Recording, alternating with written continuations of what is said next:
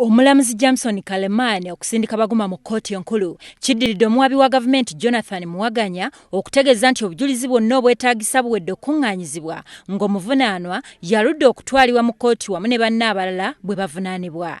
Bw'atyo omulamuzi Kalemani talonzezza naye kwe kusindika baguma mu kkooti enkulu gy'abaweera ennembera n'emisango gye wamu ne banne.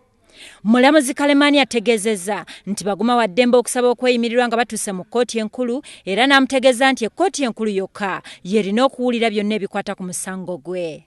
Kigambibwa nti baguma yayogerako ne Katushabe nga tannafa n'amulagira asasule ensimbi obukadde omwenda ezaali zimubanjibwa Muhammad Ssebuufu nti era baguma ono yalabwako nga yeesogga ka ofiisi ka Ssebuufu gye yamala eddakiika nga 15 nga bali mu mboozi ey'akafubo nti era yagendera mu mmotoka ya Ssebuufu nga kirowoozebwa nti waliwo n'ensimbi ze yamukwanga. Kigambibwa nti baguma ono yawulirwa ng'agamba Ssebuufu nti ensonga za Katushabe azikwataganye bwe zimulemerera alyoke amukubire.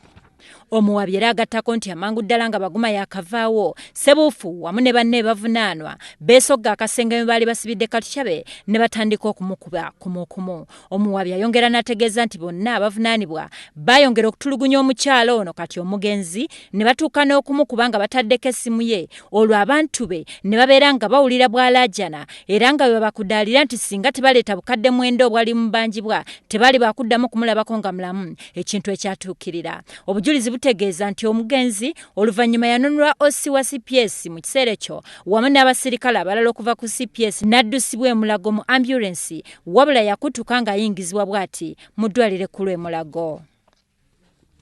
Ku lunaku olwaddirira ttiimu ya poliisi yatuukako mu kifo kino awakolerwa obutemu buno ne babaako n'ebizibiti bye baazuula nga mwe mwali omuggo ogw'eppeera gwe baakozesa nga bakuba omugenzi wamu n'entebe eya sofa abavunaanwa mwe baali batudde nga batulugunya Katushabe ko n'amatondo g'omusaayi agalowoozebwa nti gava mu biwundu ebyali bituusiddwa Katushabe nga gwasangibwa mu yafeesi ya Ssebuufu. Baguma avunaanibwa olw'okulaga jjali ya Katushabe n'afa nga tafunye buyambi bwe so nga Baguma newankubadde yali awulidde okulajjana kwe. Abalala abavunaanibwa mu musango guno kuliko Kayiza Godfrey amanyiddwa ennyo nga Godi, Philip Milambe, Stephen Lwanga, Paulo Tasingika, Joel Kitayimbwa, Damascene Ssentongo ne Shaban Odutu eyakazibwako erya Golola.